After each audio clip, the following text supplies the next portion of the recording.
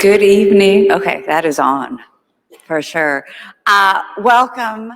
My name is Victoria DeFrancesco Soto. I am the very proud dean of the Clinton School, and I can't tell you how excited I am about tonight's program for many reasons.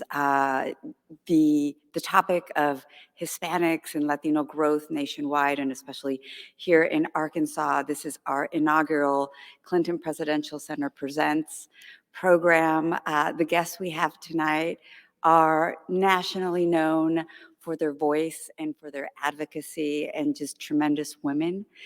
A little bit of background, a little factoid on Hispanic Heritage Month. It was a presidential proclamation. I have it here, 3869, signed into law by President Lyndon B. Johnson in 1968. Originally, Hispanic Heritage Month was a week, and then Reagan later expanded it to a whole month.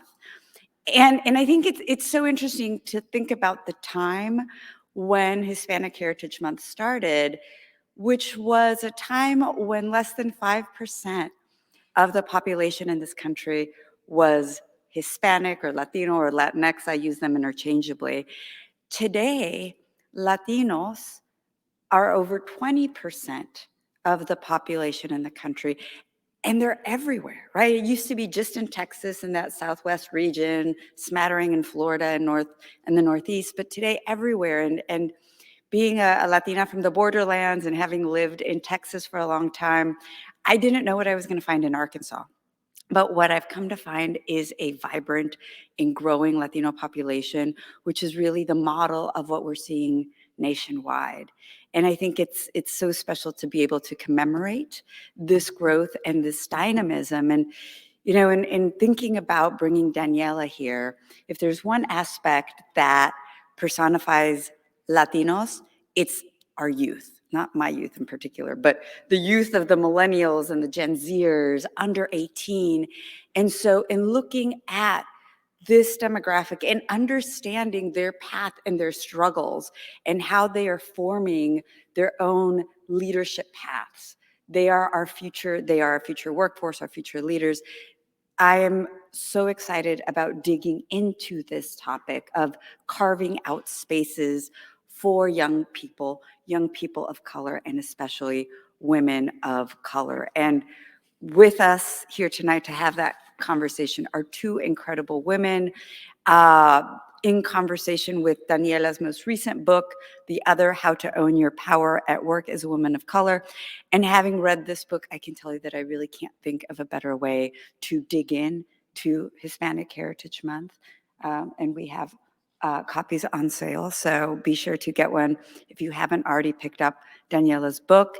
And I'm not going to go into long bios because both of our speakers today have very long and impressive bios. But just quickly, Daniela Pierre-Bravo is a best-selling author, public speaker, MSNBC reporter, in addition to her authorship of The Other. Danyelle Musselman has an extensive background in sports broadcasting with years of experience in anchoring, hosting, reporting for ESPN, ESPN News, and Fox Sports. Daniela is also very active in philanthropy here in the state of Arkansas. She's co-chair of Coaches versus Cancer Wives and Friends, serves as the market chair for Make-A-Wish Foundation here in Mid-South region, and she is married to someone some of you might know, the current Arkansas men's basketball coach, Eric Musselman. So with that, let me welcome Daniela and Danyelle to the stage.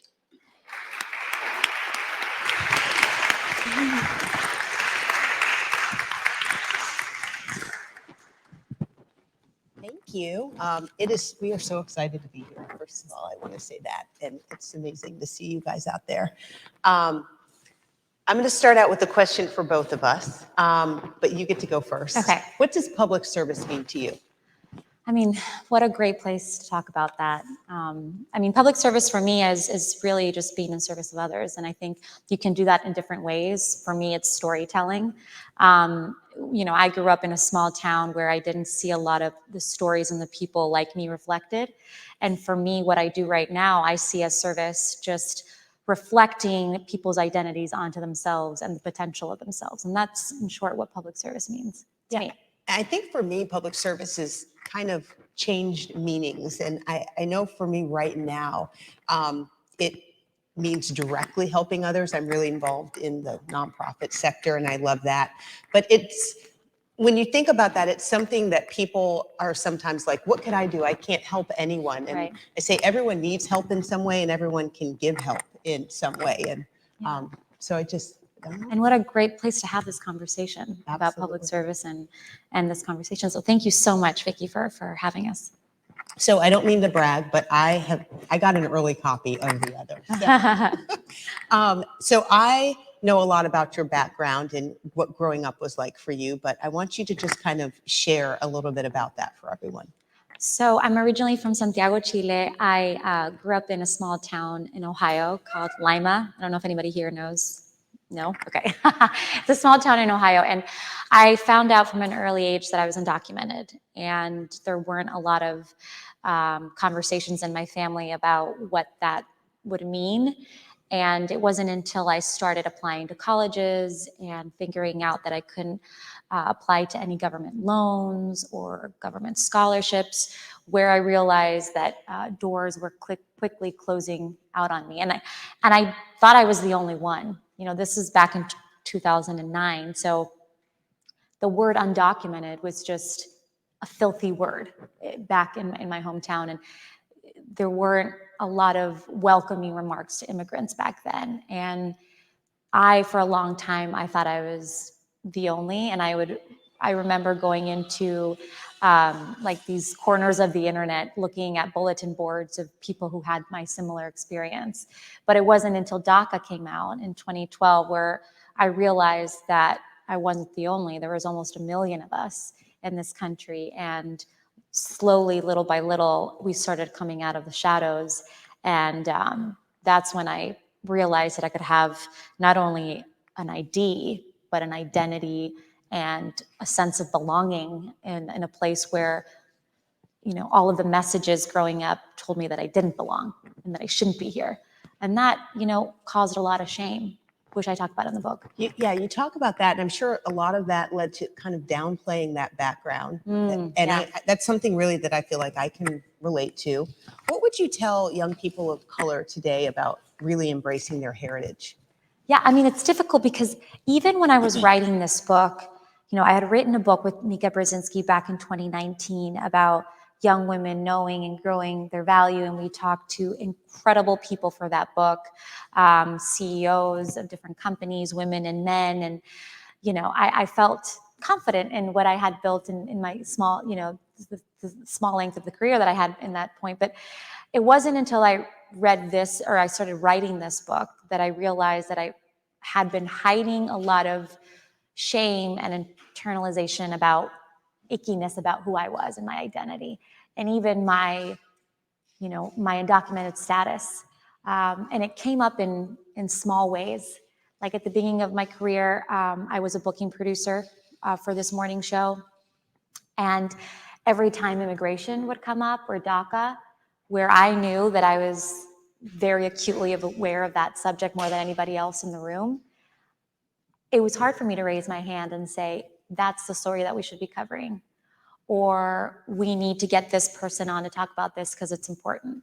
And it took me a while to get to a point where I could fully find my voice and use my seat at the table because of that same reason, because I hadn't fully reckoned with the parts of my identity that I had fragmented in order to find psychological belonging. Is that what really inspired you to write this book? Yeah, I think at the core of it, if it's one emotion, it's to have people feel less lonely, because I was very lonely in my own life growing up, because when you're in the shadows and when you're constantly trying to go under the radar and finding rules of belonging, and you don't have that support system to understand what it feels like to be the other, again, you think you're the problem. And you slowly start to condition to quiet your voice. And, you know, the title of the book is The Other, which, by the way, I hate, because nobody wants to be the other. I like it, though. But I ended up keeping it because I think it was Toni Morrison who Toni Morrison who said this, but the other is just basically seeing yourself through the eyes of somebody else, right? And we have found success and safety in doing that. But it's also, as we get further along in our lives, in our career, we realize that we have muted and silenced ourselves in order to find that belonging. And what I really wanted the readers to come out from the book with is an understanding of not just who we are, but ultimately seeing ourselves through our own eyes. And that sounds simple, but it's really not, because once you have identified yourself through expectations and what other people expect you to be, right? How to not create dissonance with your own sense of identity, right? That idea of not making people feel uncomfortable with your presence. That's hard, and it's counterintuitive to do otherwise. There's a word that you use in the book, otherness, which I love. Explain to our audience what that means.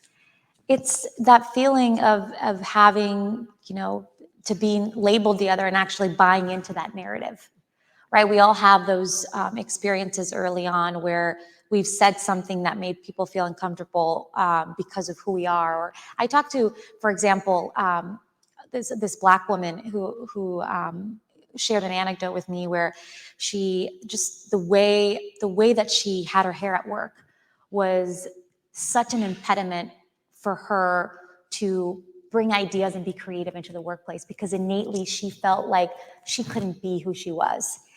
And that does a lot to our psyche. And so that otherness not only just makes us feel lonely, but it self-alienates ourselves to the point where we're not able to do the job that we need to do, because we are so consciously aware of our otherness and are so consciously aware and trying to find ways to diminish that otherness, to not cause dissonance. And it takes up a lot of emotional energy. And I talk to a lot of women in the book who go through that burnout.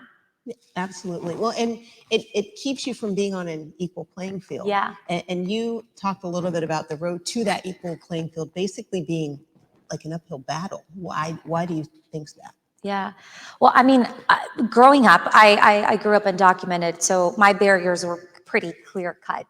And going into college, we didn't really know how I was going to finish each semester, because we didn't have money to finish paying for college. I went to Miami University, which is a pretty hefty yearly fee, but I got a small scholarship, a $2,500 scholarship, and that was like my hope to keep me going. But I took semesters off here and there, and it wasn't until my last year of college that I ended up applying to everywhere in New York City, because I thought, well, if I'm going to try to make it into the media world, it's going to be in New York City, where I can just kind of blend in with other people who are diverse, because at the time I was still in Ohio. So I ended up, I'll just tell this anecdote quickly, because you talk about how I dealt with my otherness. I applied to everywhere and anywhere in New York, and I get a call back from Sean Combs' company, P. Diddy, and he has this marketing agency that a lot of people don't know about, because people usually know him through Bad Boy Entertainment or Sean Combs, Sean John, the clothing line.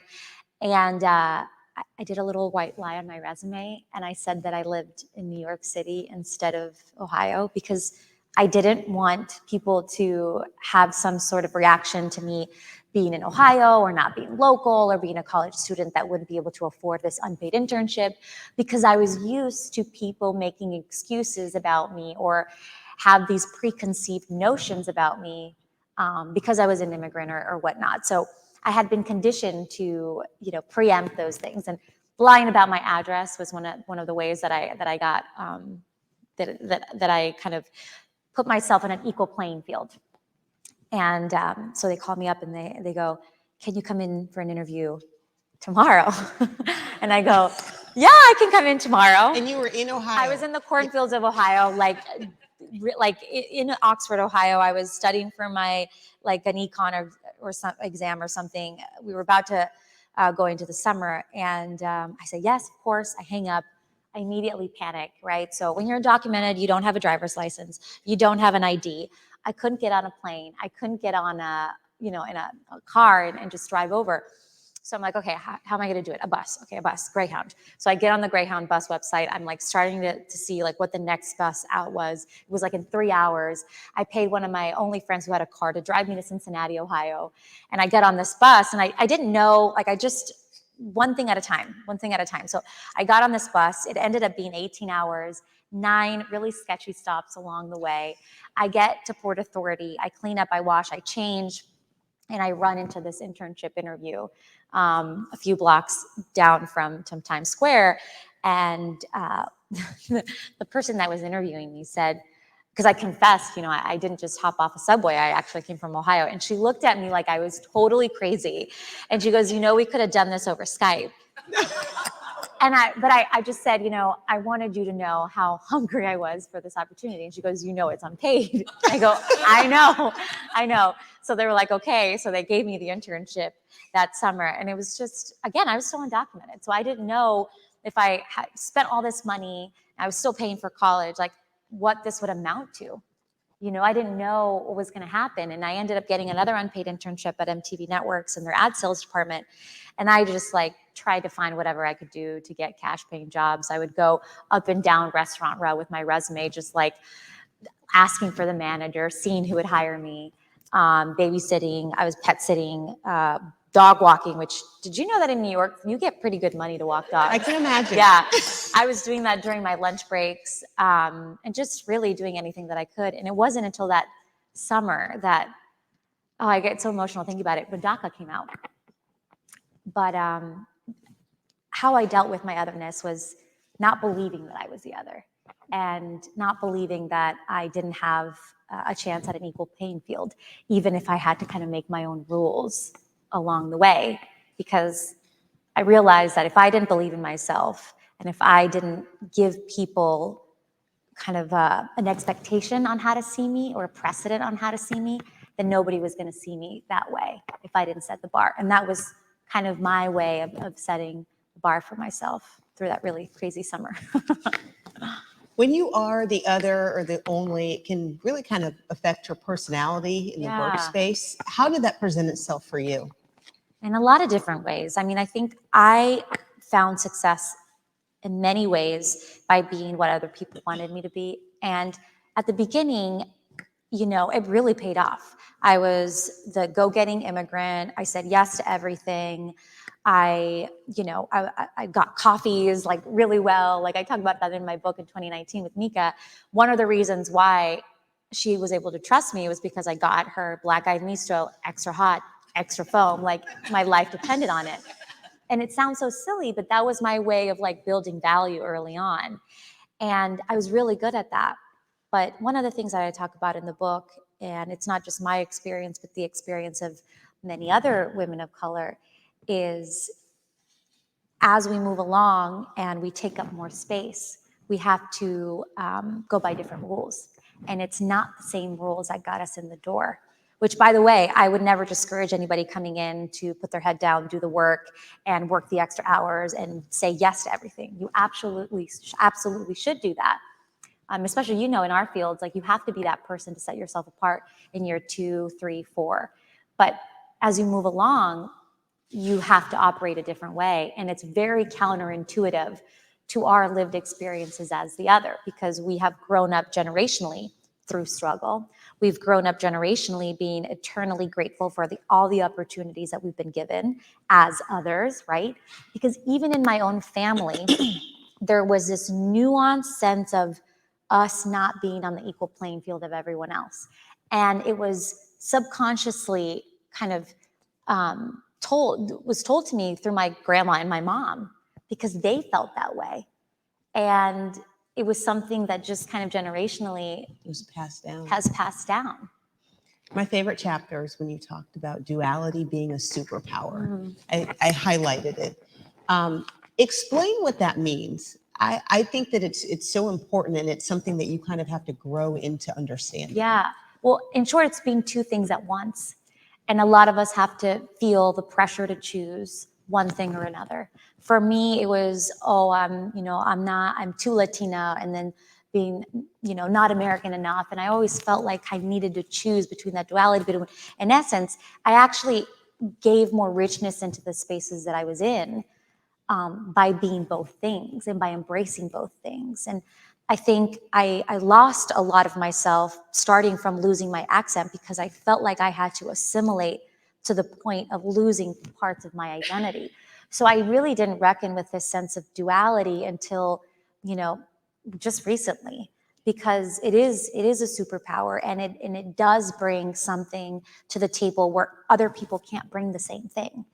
And W.E. Du Bois, I talk about him in the book, talks about this thing called double consciousness. And it's this idea where we can see the world differently through our duality, right? Through our two identities. But in a way, it gives us an awareness and an understanding of what people want from us. And in a different way, it mutes us because we're so hyper aware of how people see us in our duality that, again, we feel like we need to choose, because it goes back to that thing we said about dissonance. We don't want to cause dissonance, because as people who have grown up as the other, we have felt the repercussions of making people feel uncomfortable through our presence, through bias, through prejudice, through not being an equal playing field. And so that is something that it's so important, because our duality is what enriches the spaces that we work in. But was it like a light bulb moment where you said, hey, this is a positive thing? Or did it really just take time? I think it started when I wrote the book with Mika, and she really pushed me to talk about my story. And I always felt so uncomfortable doing it. Like, even now, even when I talk about some of the anecdotes in the book about my personal experience, it feels so weird. But part of that was an exercise of just embracing where I came from and embracing my roots and understanding that there was richness in my own identity as a Latina and my immigrant roots and my struggles. I think that oftentimes in my career, I felt, that I needed to be something I wasn't. I came into my job in a pretty intimidating space. It was very male dominated. I was in editorial rooms with people who had gone to Ivy League, were Ivy League educated. And it always felt weird about talking about my background, or even, this is hard to say, but standing up for stories that were part of my background, because it felt personal, and the reason why it felt personal was because I hadn't reckoned with my identity, those layers of shame that I was holding on to. And it wasn't until in 2019 where I had no choice but to talk about my story and to talk about my experience being undocumented. And it was really Mika who helped me embrace that, because she was kind of like, okay, we're writing a book and you're going to talk about your story, and kind of threw me into the fire, but in a good way. Yeah. Because I found so much richness. Because at the end of the day, going back to public service, I realized it had nothing to do with me. It had nothing to do with my story, because my story is not unique at all. But it is the story of many other women and men who have had that same struggle. And I realize now that my duality, I needed to kind of lean into that, because at the end of the day, it meant that other people were included at the table.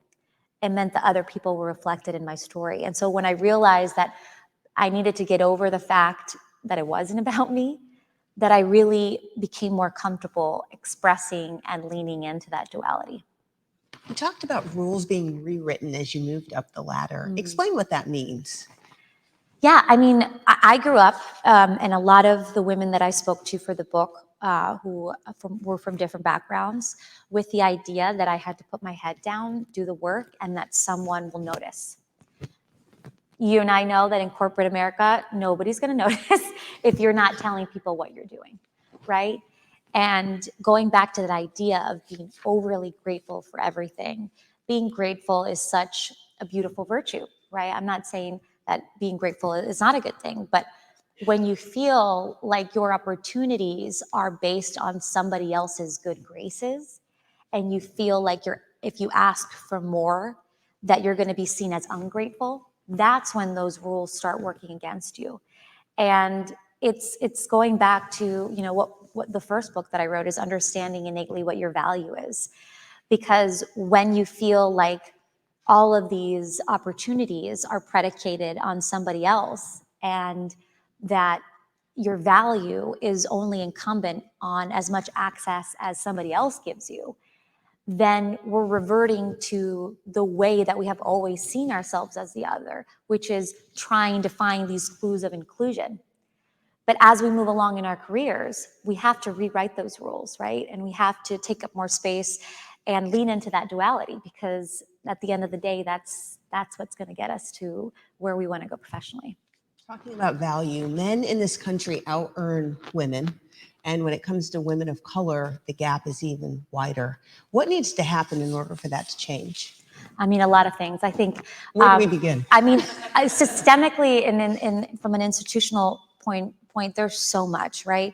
And a lot of it is based on unconscious bias and the way we give out promotions and decision making and salary transparency, which is huge. So, right, that's a whole different bucket. Of which I really struggled with in the book on whether or not to go at length with, because that is a book in itself. But the part of the book that I talk about, which is really just focused on the part that you can control, which, you talk about the pay gap. This year, white women are slightly better off than last year, but Black women and Latina women have actually fallen behind. Latinas have always been at the tail end of equal pay. And last year, I think we were at 53 cents per every dollar a white non-Hispanic man makes. And that statistics is in my book, but this year, my book is actually outdated now, because this year, Latinas make 49 cents to a white non-Hispanic men's dollar. So we've actually fallen behind even further. So a lot of it is systemic in nature. But the part that I talk about in the book is, again, the part that you can control. And especially in this remote work that we live in, it's not just okay to talk about our wins and to keep your boss updated and all of like the practical stuff that I talk about in the book, but it's so necessary. Right? And things like asking for more and not, and going into the negotiating table and learning how to, push back when somebody says no. Those are all important things. And so a lot of the part of the book talks about negotiating and advocating for ourselves, because it's such an important part of not only just the salary that we make yearly, but generationally, right? What is part of our lived experience. And also the equal pay. Every time we go in to negotiate and when we decide not to ask for more, we're adding to that statistic. So it's really important. But I think, the generation after me is so much better at this than our generation, because they've seen the inequities. They've seen... and they're talking about it. And we're not afraid now to do it. I opened up this mentorship program called Acceso, where we have these intimate conversations with small groups of women who are going through the same career pain point.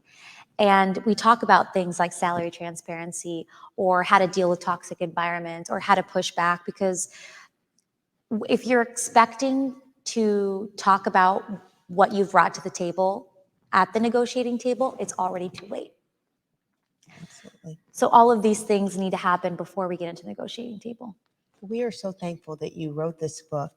And I just wonder, what words of encouragement, you talk about the next generation, what words would you say to them?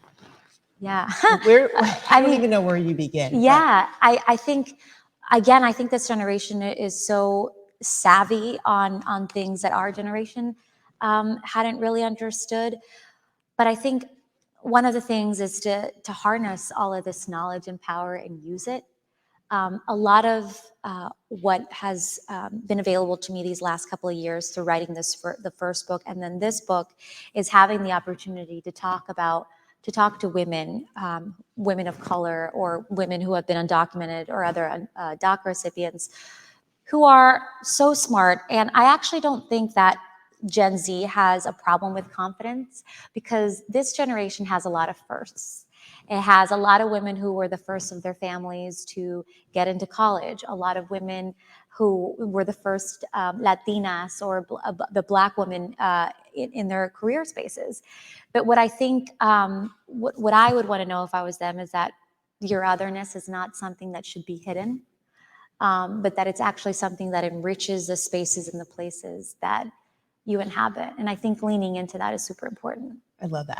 I wish that I had heard that when I was first starting You out. feel less lonely. Absolutely. Yeah. I have a few rapid fire questions for you because we want to know about you.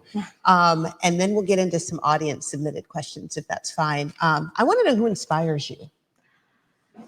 Oh, wow. I mean, there's so many women that inspires me. My mom, my grandma, like there's such, I know we all probably have stories of how hardworking our immigrant families are.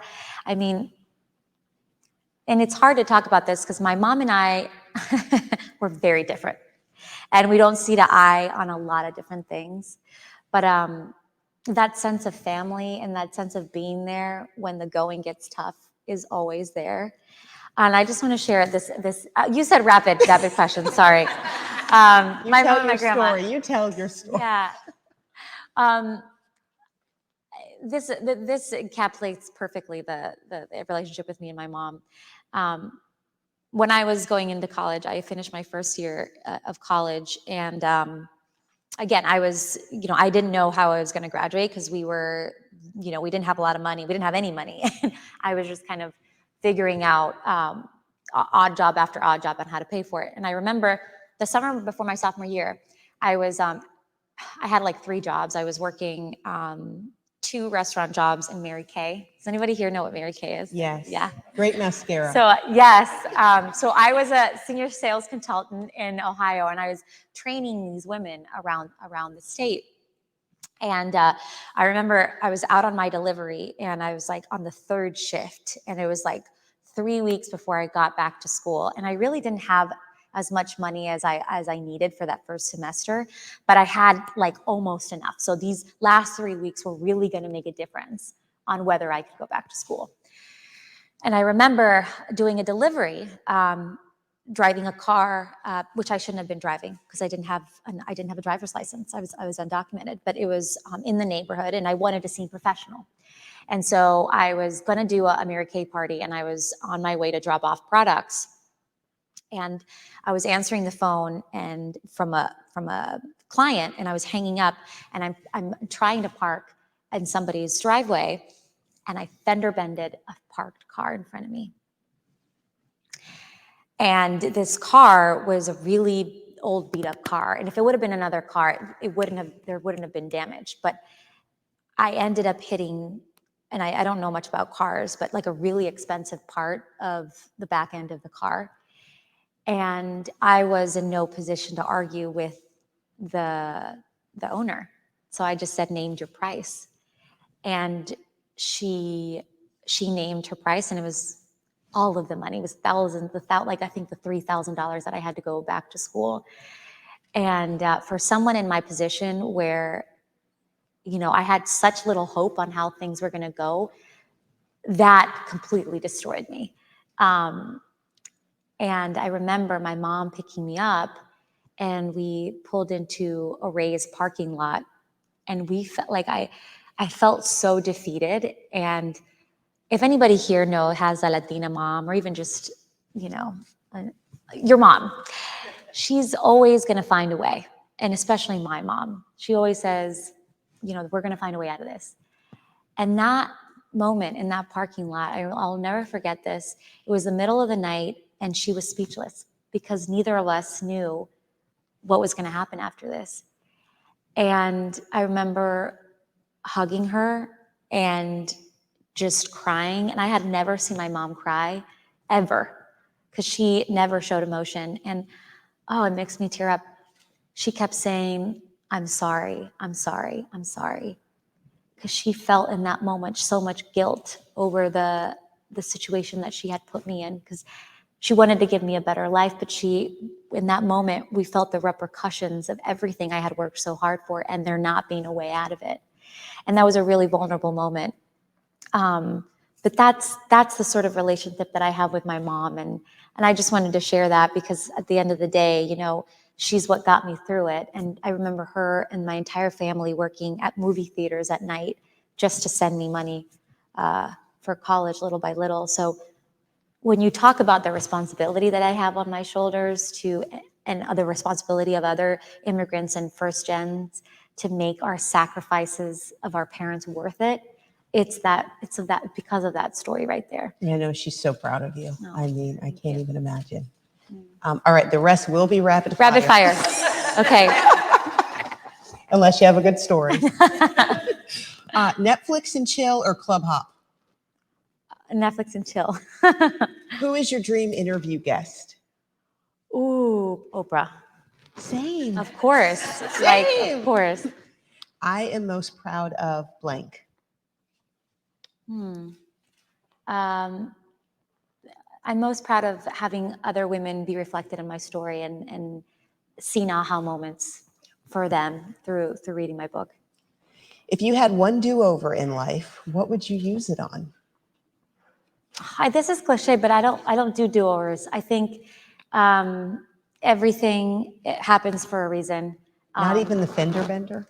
You know what's crazy? Okay, I have to say this. You know what's crazy? So the fender bender, yeah, horrible experience. It actually put me a semester behind. So I went into college with a full year off of my belt because I did college courses in high school and I did college credit. So I knocked off a full year. The fender bender gave me 1 semester. So it added 1 semester to my belt. The summer in New York wouldn't have happened if I had graduated that May. Wow. I love that. I love that. I mean, I'm a woman of faith, though, so everything happens. Everything does happen for a reason. Dream job, not counting your current jobs. Oh wow. I don't know, like having a co-hosting gig with Oprah. Anything You said involving dream Oprah. job, yeah. And what's next for you? Doing the day job.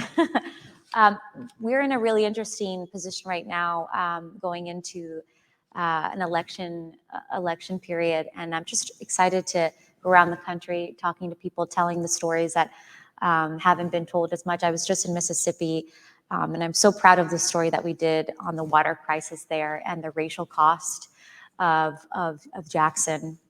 I was just in the Rio Grande Valley talking to Latino voters and the switch to the Republican side that they're doing down there. And I just am excited to just travel more of the country and just tell stories of underrepresented communities because that's something that I really hold dear to my heart. And I think it's my why. I think it's my why. All right, we'll jump into some audience submitted questions. First, we have, there's no names associated, but if you want to raise your hand, you just go for it. How, as a woman of color, can I advocate for myself in a world/system that negates my ability, educational background, and experience simply because of my color? Yeah, it's a loaded question, and that's what the whole book is about. But I think that there are ways to push back in real time that I think is really effective. Because every time, and this is what I learned, every time we confirm somebody's bias, we are reaffirming it. So if I am always the yes girl and the eternally grateful immigrant, if I don't deviate from that and start to say no to things that no longer give me value back and start to delegate and start to act with more power, I am going to be reaffirming the stereotypes people have of that particular person. So I think that's really important. And I just want to say a tip on microaggressions that I thought was really important that I have in the book. And I remember this Asian woman that I talked to in the book. This was a hard thing for her to internalize because her boss, who was pretty much her mentor, said a comment in the office one time where she called her a beautiful China doll. And to her, that hurt. And it was a clear microaggression. And it meant that every time she was in a room where she had to creatively brainstorm or talk about her ideas, it was harder for her to do that because she felt like she was the other. And it pierced that idea of being the other. And one of the ways to do that, to combat that in real time, is to clarify what that person meant. Because oftentimes we either laugh at what that person says to, again, not cause dissonance because we don't want to make that person feel uncomfortable with their comment. Or you're stunned and you don't say anything. So asking them for clarification, I think, is really important, and it's not combative, right? So you could say, what did you mean by that, right? Because it does two things. One, it gives them the chance to clarify what they meant, because people sometimes say ignorant things and they don't hear themselves, right? So it allows them to clarify what they meant or apologize, and that gets it off your shoulders. Because what happens when you don't get that apology? You feel like it's your fault. You feel like you're the problem. You feel like you're crazy. Did I look into that too much? Am I overthinking it? Am I being hysterical? Am I being crazy? Right? So that helps with that. Or they double down on the comment and say, yeah, that's what I meant.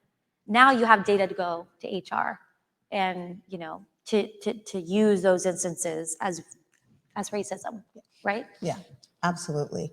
I think I know the answer to this, but the question is, who is your greatest cheerleader in your career and what did it mean to you?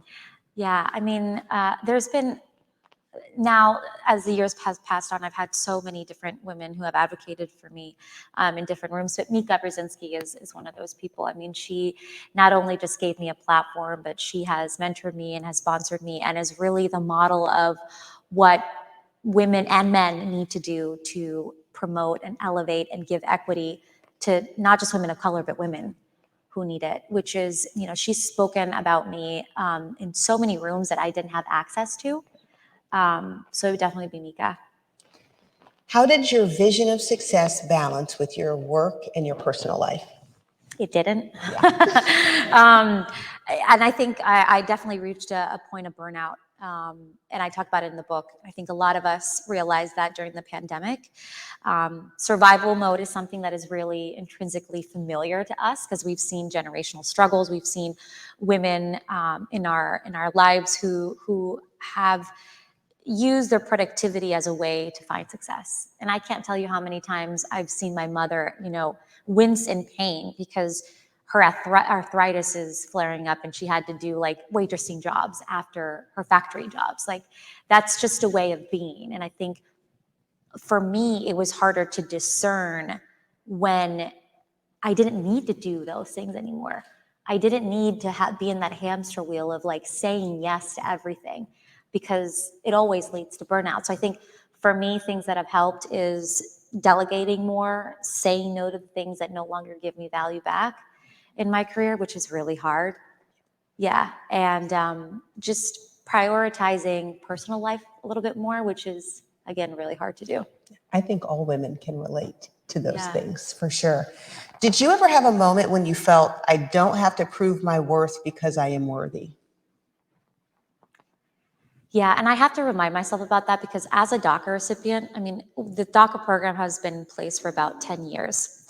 And if you have seen the news, every time it goes up, what happens? There's so many op-eds of DACA recipients or activists who are proving the worth of DACA recipients or proving the belonging of DACA recipients in this country. Oh, that they're Pulitzer Prize writers or they're doctors or they're changing the world. And it's like, we have to prove ourselves. It's like not enough. We have to constantly be proving ourselves. And I think that has had a real repercussion on a conscious and a subconscious level for me in my career, because I've always had that kind of, hanging over my head. That if I didn't work hard enough, if I didn't say yes enough, if I didn't do enough, then I wouldn't be enough. So for a long time, my productivity, I base my worth on my productivity, and the way that I learned not to do that, or to remind myself that I didn't have to do that, is to give space for the soft skills that we bring, right? So our lived experiences. If you work for any corporation, any institution, any nonprofit, whatever it is, where the client base is US customers, your experience is valuable because by and large, the US is becoming a more diverse place. And the more voices that we have of diversity in the room and the more we use that is actually of benefit to the product or the service or the bottom line of the company. So once I realized that my voice and my presence and my lived experience and my background was important to the news institution that I work at, that's when I started feeling more empowered, right? Because it wasn't just my productivity that was important, but it was me, it was my lived experience, it was all those things that gave richness to the places of work that I belonged in. You are such an inspiration. Can we give her a round of applause? Thank you. First time in Arkansas. Thank you so much for joining so us. much. We are so excited to be here, and this was just amazing. Thank you, and thank you so much for coming. And are you signing copies of the book tonight? Am I? Yes. Did I just volunteer Yeah. you to sign copies of the book? I'd love to. Yeah. Thank you. Thank you so much. It is, of course, always rewarding to be a participant in a great conversation, but it's a lot of fun and really satisfying to watch a great conversation. And thank you, Daniela Pierre-Bravo, and thank you, so much. Danyelle Musselman, for giving us the treat of watching a great conversation tonight. Thank you all so much. Again, Thank you. let's thank these wonderful folks. Oh, I need to turn the mic on. I don't know what I'm doing. I'm Jay Barth. I'm the director of the Clinton Presidential Library. And as Dean Soto said, this is the inaugural Clinton Presidential Center Presents event. And it is a place where, and we do this a lot, where three institutions that have shared missions, but interlocking missions come together. And that's, of course, the Clinton School of Public Service, the Clinton Presidential Library, and the Clinton Foundation. And so we will be doing this more. And indeed, the next event in the Clinton Presidential Center Presents program is a week from Thursday. That event is entitled Votes for All Women, Women of Color in the Fight for Suffrage. And we'll have a panel of historians talking about the ways in which women of color were central to the successful battle for the right to suffrage, but then, of course, many of those women were left behind when that right actually arose. And it is, of course, tied to our special exhibit that is underway at the Clinton Presidential Library, Women's Voices, Women's Votes, Women's Rights. And I really urge you to come out, take a look at a wonderful exhibit.